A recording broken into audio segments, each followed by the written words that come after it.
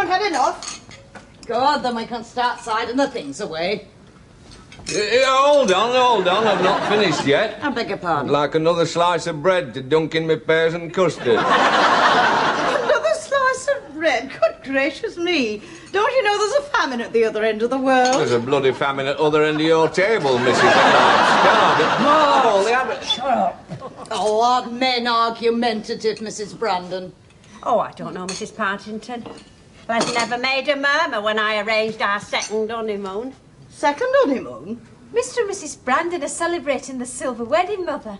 They're going on a second honeymoon to Douglas, Isle of Man. Isn't it romantic? Second honeymoon? Well, I never. I'd have thought that was a complete waste of time myself. What are you inferring by that? Well, I think all honeymoons are a waste of time, Mrs. Brandon. I know mine was. My late husband went down with German measles on the second night. Lucky devil. I beg your pardon? No, pardon? And I said to our Pat, never mind honeymoons, you want to stop at home and save the money. The money doesn't matter, Mother. It's the romance. Oh, romance. A honeymoon is just an excuse for unbridled lust and passion. Oh, you were a devil for unbridled lust and passion, my late husband, Mrs. Brandon. 2 halibut oil capsules and there was no holding him. Oh, what a rigmarole to go through just to get pregnant. All toenails and bad breath. I used to make out imaginary shopping lists while it was going on. I must have bought up half the Co-op wholesale warehouse before Pat was conceived. Well, if we're finished, the men can get out from under our feet and us women will do the washing up. You can take the sink, Mrs. Brandon. I mean to say, it doesn't matter too much if that twin set gets all splashed and stained, does it? Come on, you. Shift yourself. Oh, now, before you leave, does anyone want a laxative? No? My word, you're soon pleased, aren't you?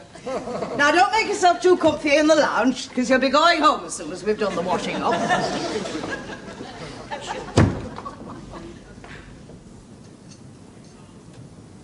Ye gods. Struth. Aye, well... Yak, yak, yak, yak. No wonder the cockatoo died. Couldn't stand the competition. No. Well, I've heard naught like it, and I served all through First World War. I crouched in trenches as the big guns roared all round us on the Somme. I heard the scream and chatter of German machine guns at Mons, but never, never have I heard a noise that struck such terror in my heart as that woman's voice. On and on and on. She must have been vaccinated with a bloody gramophone needle. If we'd had that voice on our side in 1914, we'd all have been home by Christmas. Kaiser would have thrown in the towel and the whole history of Europe would have been rewrote. We wouldn't have had none of this progress. We'd still have had trams running down High Street. You'd still have had the blue ribbon of the Atlantic. You'd still have been able to get a good dollop of horsemuck for your rhubarb. There'd be no jet planes, no telephones, no income tax, no Eddie Waring. No Petulia Clark. Aye, she's got a lot to answer for us, Pat's mother. Still, never mind, Carter. There's no need to look so glum. No? Why? Well, wedding will never go through now. Pardon? Your mother's just been outgunned by Mrs. Partington. I've never seen her struck so speechless. Last time she never said a word for 5 minutes was, it was in the summer of 1949 at Morecambe. When she got half a mackerel stuck down her throat. Women don't like being outgunned, Carter, particularly when it comes to yakking. She'll not stand for a better yakker in the family. No, she'll be out there now making all arrangements to cancel the wedding. In 10 minutes' time, lad, you'll be a free man again. You'll be down at the boozer with a pint of Healthwaite's best bitter in one hand. And Uncle Linda Preston, it all. Right then, it's all settled. Mr. Martin, it's all off, is it? Going down to the boozer, are we? I beg your pardon? What are you talking about? What, you've settled?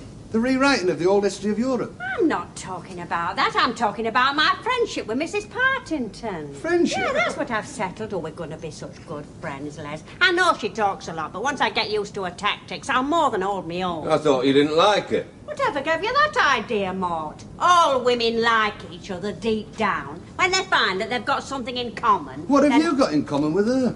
Knitting. Knitting? Fair our pullovers. Ye gods. We've decided to abandon Tenny for this evening, so you can just settle yourselves down for the evening and start picking out the pullovers that we're going to knit for you. And after you've done that, you can help us wind some wool, and after that we'll have a hand of whist. There's no need for you to settle yourself down, Carter. You're going to go with Pat and have supper with her Auntie Hilda. Oh, has Pat got Auntie Hilda? Nice sister, Mrs. Brandon. Lovely soul. She's just got one fault. Oh, what's that, Mrs. Partington? She talks too much. You know, when I'm with her, I can't get a word in. Excuse me. I simply can't get a word. Excuse me. Yes? Have you got a pattern for a shroud in there?